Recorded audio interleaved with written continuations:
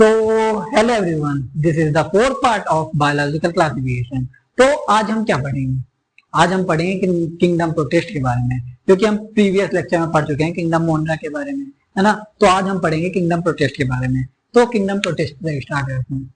Kingdom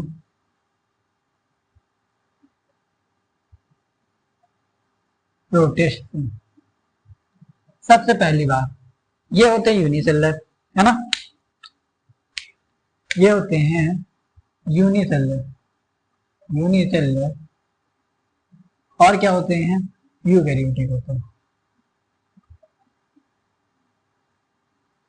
अब ये चीज दोनों चीज क्यों लिखी है? क्योंकि किंगडम प्रोटिस्ट बिहेव करती है as a connecting link. As a मतलब जब आप एवोल्यूशन पढ़ोगे ना, तो आप उसमें पढ़ोगे कनेक्टिंग लिंक क्या होता है, ठीक है। तो मैं आपको यही बता देता हूँ कनेक्टिंग लिंक होती क्या है। तो कनेक्टिंग लिंक वो लिंक होती है जो, रुको अभी एक एग्जांपल जब से लिखूंगा तब आपको पता चल जाएगा। देखो किंगडम मोनरा के बारे में, kingdom Protista, kingdom Fungi, kingdom Plantae and kingdom Animalia. So आपको तो पता होगा कि किंगडम मोनरा, जैसे कि हम पढ़ चुके हैं, किंगडम मोनरा और किंगडम प्रोटिस्ट होते हैं यूनिसेलुलर, और ये तीनों होते हैं मल्टीसेलुलर होते हैं, है ना। और किंगडम मोनरा क्या होता है? प्रोकैरियोटिक होता है।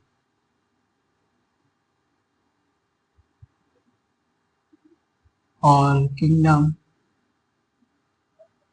चारो यूकैरियोटिक होते हैं। तो ये बिहेव नहीं कर रहा है एज अ कनेक्टिंग लिंक, क्योंकि इसके पास इनके भी करेक्टर है, क्योंकि ये यूकैरियोटिक है, और इसके पास इसके भी करेक्टर है, क्योंकि ये यूनिक सेलुलर ऑर्गेनिज्म है ना। दोनों के करेक्टर है इसके पास। That's why they are called connecting link. ये बिहेव करता है कनेक्टिंग लिंक की तरह। कनेक्टिंग लिंक, जब आप एवोल्यूशन चैप्टर पढ़ोगे ना, तो आपको डीप पता चलेगा कि कनेक्टिंग लिंक क्या होती है ना। कनेक्टिंग लिंक, है ना। इनका क्या मोड ऑफ न्यूट्रिशन क्या होता है? तो ये बोथ टाइप होते हैं। मतलब बोथ टाइप मतलब ये ऑटोट्रॉपिक भी होते हैं, हेटरोट्रॉपिक भी होते हैं, है ना। इनका डाइवर्स होता है थोड़ा। मोड ऑफ न्यूट्रिशन और रिप्रोडक्शन देखते हैं। मोड ऑफ रिप्रोडक्शन ज्यादातर बाइनरी फिजन करते हैं, बाइनरी फिजन बता चुका हूं अभी, या फिर सेक्सुअल रिप्रोडक्शन करते हैं, है ना। एक सेल ये सेल फ्यूज करेंगे तो जाइगोट बना लेंगे, है ना। तो ऐसे भी वो करते हैं। अब बात करते हैं एक बेहद एग्जांपल, क्लेमाइडो मोनास एंड क्लोरेला। ये दोनों जो ऑर्गेनिज्म होते हैं ये यूनिसेलुलर होते हैं, है ना। यूकैरियोटिक होते हैं,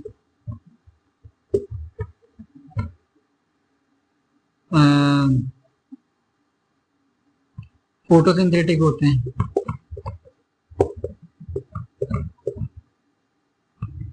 और सेलुलोज की सेल वॉल भी होती है इसमें।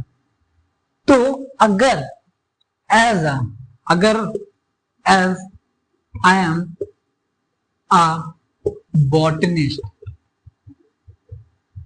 अगर मैं बॉटनिस्ट होता तो मैं जरूर इनको यही बोलता, दे आर प्लांट, है ना, क्योंकि फोटोसिंथेटिक भी हो रहे हैं, सेलुलोज की सेल वॉल भी है। लेकिन अगर as I am a protist तो मैं इनको दे आर कहता कि दे आर प्रोटिस्ट। मतलब मेरा कहने का क्या मतलब है, कहने का ये मतलब है कि इनकी इतनी थिन बाउंड्रीज होती हैं जिससे हम पहचान भी नहीं पाते हैं कि कौन किसके अंदर आ सकता है ना। कभी कभी वो बाउंड्री क्रॉस भी कर जाती है, कभी कभी नहीं कर पाती है ना। तो इनके जो वो होते हैं, चार वो होते टाइप होते हैं। तो पेन चलना बंद हो जाती है। क्राइजोफाइट,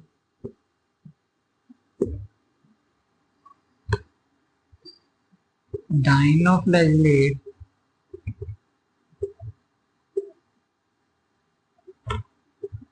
यूग्लिनॉइड,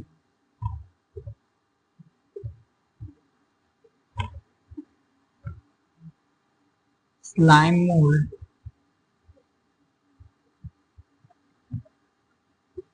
एंड प्रोटोजोआ।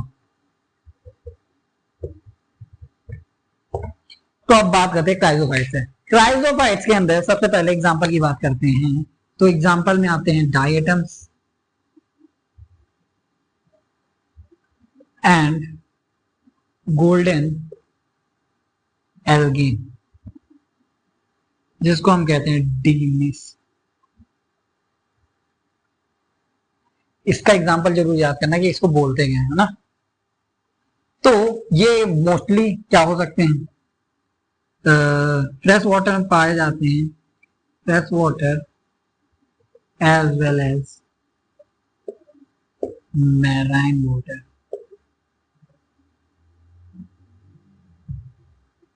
इनकी जो सेल वॉल फॉर्म होती है, their cell wall are form,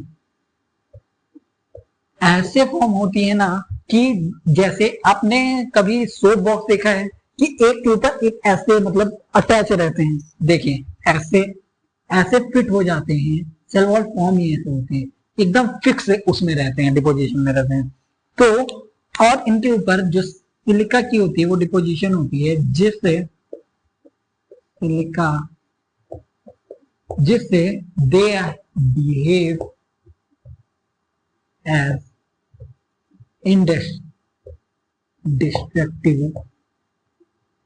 nature से करते हैं, है ना। मतलब जो इनकी सेल वॉल होती है ड्यू टू सिलिका इनडिस्ट्रक्टिव नेचर की होती है ना। और यही जो इन्हीं की जो सिलिका की डिपोजिशन होती है ना, इनके जो सेल वॉल या सिलिका की कह दो डिपोजिशन होती है ना,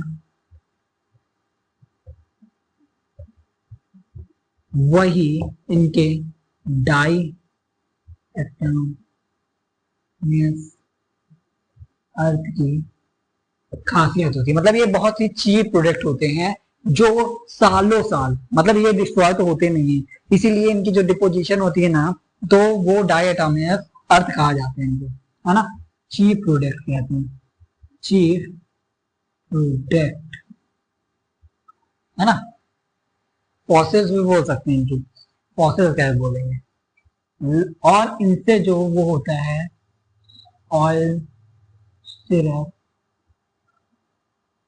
एंड, है ना, फिल्ट्रेशन भी होता है। अब बात करते हैं डाइनोफ्लैगेलेट। डाइनो के मतलब होता है टू, दो लैजिला प्रेजेंट होते हैं, लैजिला प्रेजेंट होती है, इनके अंदर पिगमेंट्स होते हैं, पिगमेंट जो इनके कलर प्रोवाइड करता है, या येलो हो सकता है, रेड हो सकता है। पिगमेंट के नाम लिखने की जरूरत नहीं है कि कैरोटीनॉइड प्रेजेंट होगा या जेंथोफिल प्रेजेंट होगा या फिर क्लोरोफिल प्रेजेंट होगा, है ना। ग्रीन हो सकते हैं, एक्सेट्रा एंड एक्सेट्रा। इनका जो शेप होता है कुछ ऐसा करके, ऐसा करके, ऐसा ऐसा करके, आप ऐसा ही बना सकते हो। और जो इनकी जो वो होती है फ्लैजिला होती है, वो इक्वल तो होती है लेकिन लॉन्गिट्यूडनली लॉन्गिट्यूडनली डिवाइड होती है और ऐसे होती है ना, लॉन्गिट्यूडनली। तो इनका जो एग्जाम्पल है ना, एग्जाम्पल एनसीईआरटी में दिया है, गोनी लैक्स एग्जाम्पल है ना। अब बात करते हैं हम यूग्लिनॉइड की। यूग्लिनॉइड भी एक कनेक्टिंग लिंक तरह की होता है। So where connecting link. यहां तक कि कुछ साइंटिस्टों ने इसको प्लांट के अंदर ही रखा गया, क्योंकि ये फोटोसिंथेटिक होता है ना। सबसे पहली बात, ये फोटोसिंथेटिक होता है, फोटोसिंथेटिक होता है ना। तीसरा, इनमें सेल वॉल प्रेजेंट नहीं होती है, लेकिन एक प्रोटीन कोटिंग होती है, स्पेशल प्रोटीन कोटिंग होती है, जिसको हम पेलिकल बोलते हैं, है ना। इनके अंदर भी दो flagella are present, but one is short and the second one is large, है ना। अब बात करते हैं स्लाइम मोल्ड। स्लाइम मोल्ड जो होते हैं वो सेप्रोफिटिक नेचर के होते हैं, सेप्रोफिटिक नेचर के होते हैं, है ना। और जब फेवरेबल कंडीशन आता है ना, जब व्हेन फेवरेबल कंडीशन कम, तो ये एग्रीगेट हो जाते हैं, जिसको हम प्लाज्मोडियम बोलते हैं, प्लाज्मोडियम, दे एग्रीगेट, है ना। और जब अनफेवरेबल कंडीशन आ जाती है, अनफेवरेबल कंडीशन आ जाती है, तो ये फ्रूटिंग बॉडी बना लेते हैं, स्पोर का फॉर्मेशन होने लगता है, दे मेड फ्रूटिंग बॉडी और स्पोर्स फॉर्मेशन होने लगता है, जिससे ये अनफेवरेबल कंडीशन में भी सरवाइव कर सकते हैं, मतलब एडवर्स कंडीशन में भी सरवाइव कर सकते हैं, है ना। अनफेवरेबल कंडीशन में ये सरवाइव कर सकते हैं, और जैसे ही जब फेवरेबल कंडीशन हो जाती है, तो जो इनके स्पोर्स होते हैं ना, वो डिस्पर्स हो जाते हैं और फिर स्लाइम मोल्ड क्रिएट कर लेते हैं, ठीक है। अब बात करते हैं प्रोटोजोआन की। प्रोटोजोआन तो इसमें हो ना पाएगा, तो इसको इरेज कर देते हैं ना।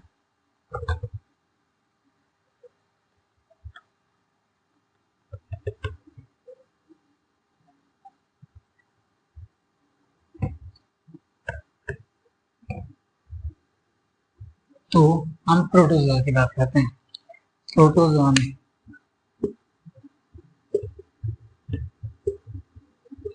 तो प्रोटोजोन 4 टाइप के होते हैं। एक होते हैं मीडिया प्रोटोजोआ, सिलिएटेड प्रोटोजोआ,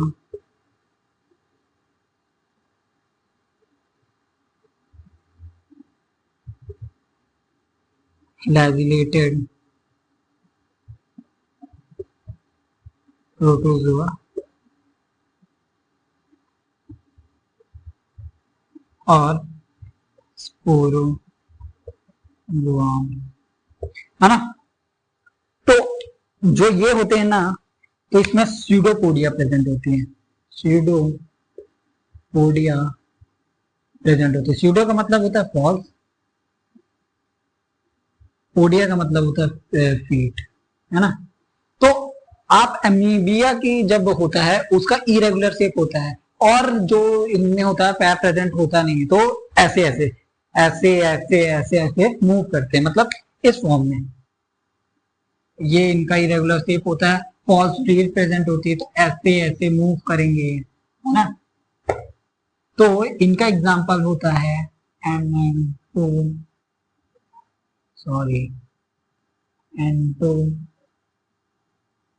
एमीबिया। ये आप पढ़ोगे जब 12th पढ़ोगे, चैप्टर 10 में इसका एग्जांपल है, इसके बारे में पूरा वही दिया है कि इसके ये क्या बीमारी कॉज करता है और कैसे, है ना। फिर बात करते हैं सिलिएटेड। सिलिएटेड, सीलिया का मतलब आप जानते हो क्या होता है?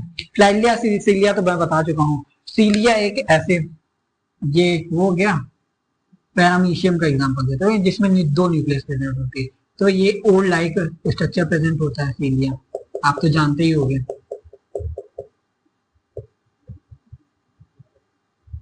पैरामीशियम,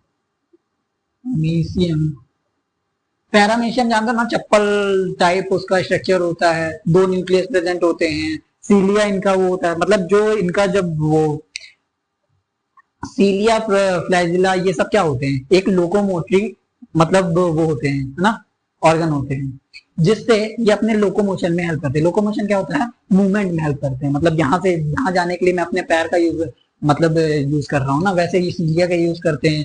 ये एमीबिया मतलब फॉल स्वीट का यूज करते हैं, सुडोपोडिया का यूज करते हैं, ये फ्लैजिला का यूज करते हैं। फ्लैजिला आप जानते हैं क्या होता है? फ्लैजिला मैं बता चुका हूँ, तो इसमें फ्लैजिला प्रेजेंट होते हैं मूव करने के लिए। इसका एग्जांपल होता है ट्राइसोसोमा, ट्राइकोसोमा है ना, ऐसे एग्जांपल होता है।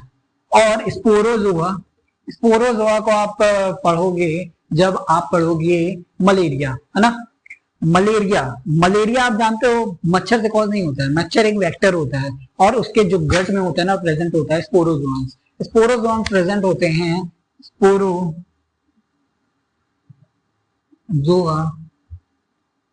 प्रेजेंट होता है ना,